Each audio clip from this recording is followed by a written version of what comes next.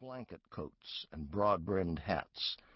One carries a countryman's double-barreled shotgun. The other looks very ill, and his head is swathed in a bandage. A soldier beside them is in full uniform, a rarity in this army. He wears the blue coat and red facings of Hazlitt's Delaware Regiment. Another figure wears a boat cloak and an oiled hat that a prosperous Baltimore merchant might have used on a West Indian voyage. His sleeve reveals the facings of Smallwood's silk-stocking Maryland Regiment.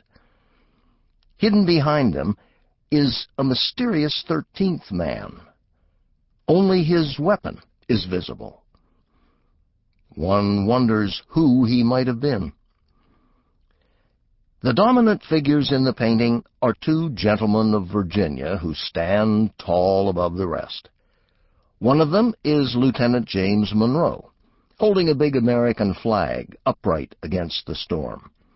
The other is Washington, in his continental uniform of buff and blue. He holds a brass telescope and wears a heavy saber, symbolic of a statesman's vision and a soldier's strength. The artist invites us to see each of these soldiers as an individual, but he also reminds us that they are all in the same boat, working desperately together against the wind and current. He has given them a common sense of mission, and in the stormy sky above he has painted a bright prophetic star, shining through a veil of cloud. Most Americans recognize this image, and many remember its name. It is Washington Crossing the Delaware, painted by Emanuel Leutze in 1850. Today it hangs in New York's Metropolitan Museum of Art. Visitors who are used to seeing it in reproduction are startled by its size, 12 feet high and 20 feet wide. The painting itself has a history. The artist was a German-American immigrant of strong liberal democratic principles who returned to his native land and strongly supported the revolutions of 1848. In the midst of that struggle, Emanuel Leutze conceived the idea of a painting that would encourage Europe with the example of the American Revolution. His inspiration was a poem by Ferdinand Freilighart called Ça Ira, which created the image of a vessel filled with determined men. You ask, astonished, what's her name? To this question, there's but one solution. And in Austria and Prussia, it's the same. The ship is called Revolution. In 1848 and 1849, Leutze began to work on the great canvas. An early study survives, complete only for vivid figures of Washington and Monroe and a single soldier.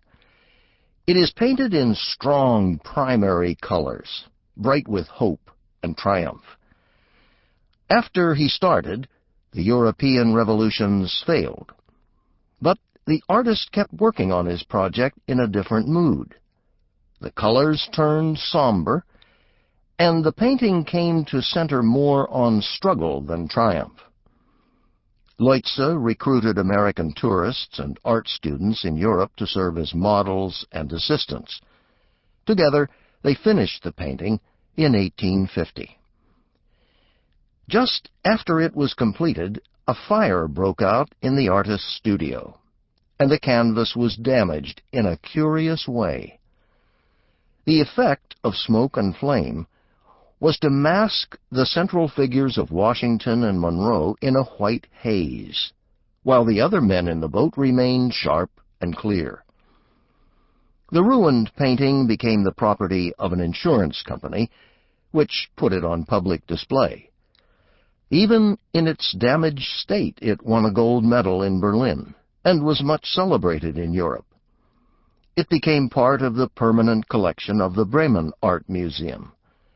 There it stayed until September 5th, 1942, when it was destroyed in a bombing raid by the British Royal Air Force, in what some have seen as a final act of retribution for the American Revolution. Emanuel Leutze painted another full-sized copy and sent it to America in 1851, where it caused a sensation. In New York, more than 50,000 people came to see it, among them the future novelist Henry James, who was then a child of 8. Many years later he remembered that no impression in his youth was half so momentous as that of the epoch-making masterpiece of Mr. Leutze, which showed us Washington crossing the Delaware in a wondrous flare of projected gaslight and with the effect of a revelation. Henry James recalled that he gaped responsive at every item, lost in the marvel of wintry light, of the sharpness of the ice blocks, the sickness of the sick soldier.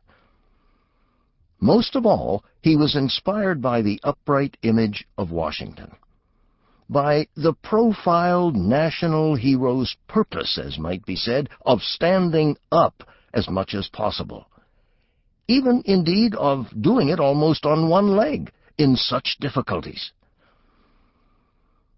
The great painting went to the city of Washington and was exhibited in the rotunda of the national Capitol.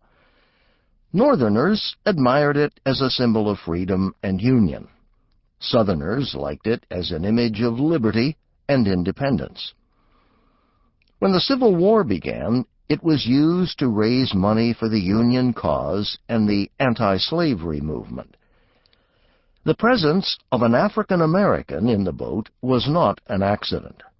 The artist was a strong abolitionist. In 1897, private collector John S. Kennedy bought the painting for the extravagant sum of $16,000 and gave it to the Metropolitan Museum of Art. There it remained until 1950, when Romantic history paintings passed out of fashion among sophisticated New Yorkers. It was sent away to the Dallas Art Museum in Texas, and then to Washington Crossing State Park in Pennsylvania, where it stayed until 1970. Among the American people, the painting never passed out of fashion. Many cherish it as an image of patriotism, and they have reproduced it in icons of wood, metal, ceramics, textiles. It appeared on postage stamps, dinner plates, placemats, key rings, coffee mugs, and T-shirts. By the mid-20th century, the painting was so familiar that artists quoted its image without explanation, not always in a reverent way. Cartoonists invented angry satires of Nixon crossing the Delaware, Ronald Reagan crossing the Caribbean, feminists crossing the Rubicon, and multiculturalists rocking the boat. American iconoclasts made the painting a favorite target. Postmodernists studied it with a skeptical eye and asked, "Is this the way that American history happened? Is it a way that history ever happens? Are any people capable of acting in such a heroic manner?" The iconoclasts answered all of those questions in the negative, and they debunked the painting with high enthusiasm. On National Public Radio in 2002, commentator Ina Jaffe argued at length that Emanuel Leutze's painting bore little resemblance to historical reality, and she recited a long list of its historical flaws. As other critics had done, she pointed out correctly that the flag was wrong. The Stars and Stripes was not adopted until 1777. What's more, Ms. Jaffe added, warming to her work, the boats used by the Continental Army were different. The time of day is right.